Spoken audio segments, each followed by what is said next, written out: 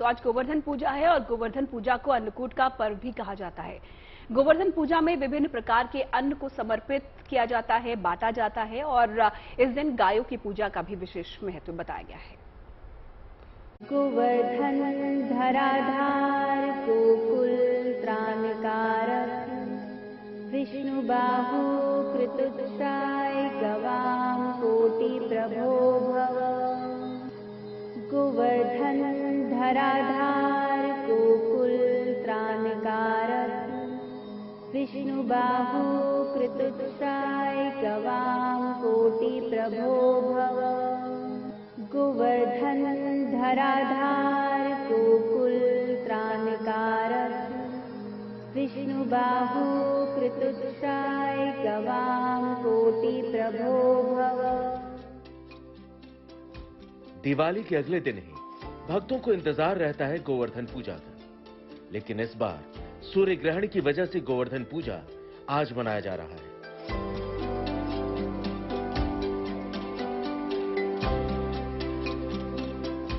गोवर्धन पर्वत, इस पूजा में गोवर्धन पर्वत, गोधन यानी गाय और भगवान श्री कृष्ण की पूजा का विशेष महत्व है। इसके साथ ही वरुण देव, इंद्रदेव और अग्निदेव देवताओं की पूजा का भी विधान है।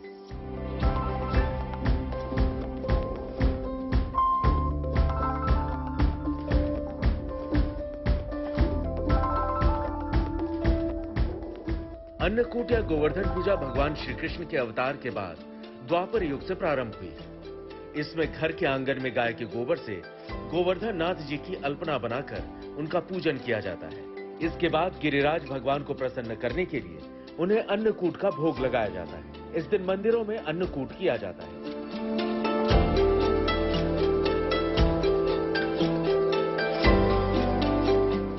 गोवर्धन पूजा के मौके पर मंदिरों में अन्नकूट का आयोजन किया जाता है।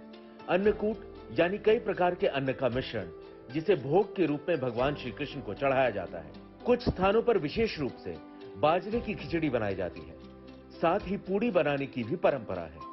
अन्नकूट के साथ साथ दूध से बनी मिठाई और स्वादिष्ट पकवान भोग में चढ़ाए जाते हैं। पूजन के बाद इन पकवानों को प्रसाद के रूप में श्रद्धालुओं में बांटा जाता है।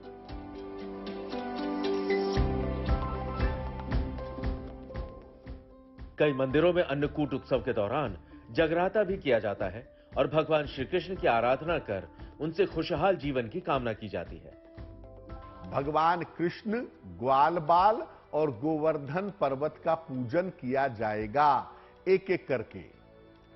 इसके बाद आप याद रखिए कि भगवान कृष्ण और गोवर्धन पर्वत की जब आप पूजा कर लेंगे, उसके बाद जो आपकी मनोकामना है, जो आपकी प्रार्थना है, वो प्रार्थना कहेंगे।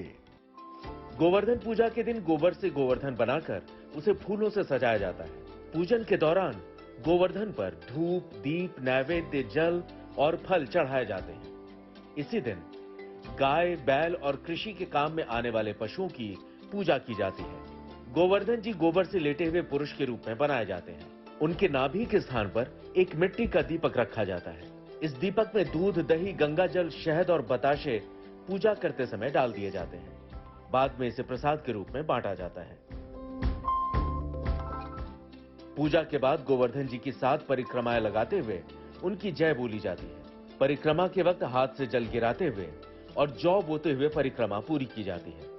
गोवर्धन गिरी भगवान के रूप में माने जाते हैं और उनकी पूजा घर में करने से धन, संतान और गौरस की वृद्धि होती है। Bureau report, good news today.